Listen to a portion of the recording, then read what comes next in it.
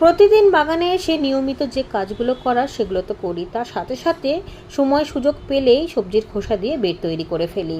কিছু বন্ধু জানতে চেয়েছেন, এই যে কিচেন কম্পোস্ট তৈরি করি তাতে কি সরাসরি গাছ লাগানো যাবে কিনা। নিশ্চয়ই যাবে, বিশেষ করে গরমের সময় তো যাবেই, এমনি সময় তো যায়।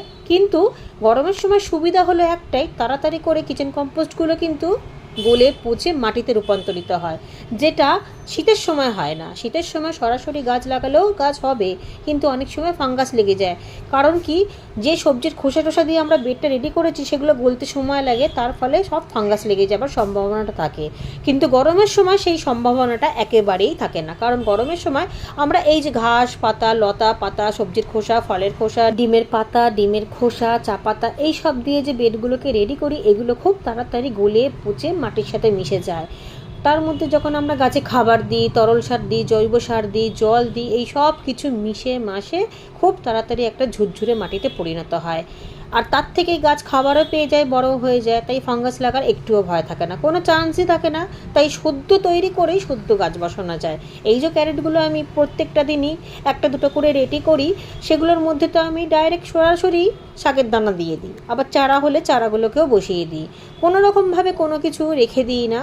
হ্যাঁ, অনেক সময় তৈরি করে রেখে দিই, চারা হয়তো রেডি হয় না, বা চারাটা একটু বড় না হলে বসাই না, কারণ একেবারে ছোটো চারা তুললে আবার শেকড় ছিঁড়ে যায়।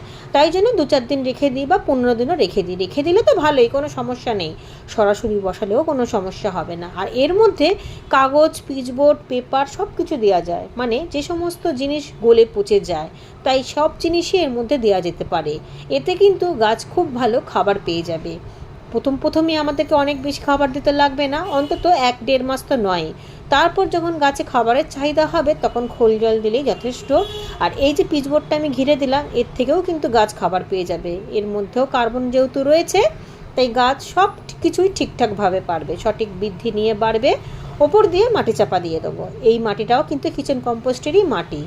এবার যে কোনো চারা অতি সহজেই বসিয়ে দেওয়া যাবে, বা শাকের দানাও ছড়িয়ে দেওয়া যাবে।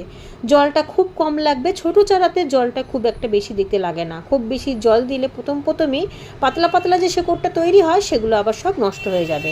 তাই গাছ বসানোর পর অল্প একটু জল দিয়ে রেখে দিতে হবে, যতক্ষণ না জলের চাহিদা হয়।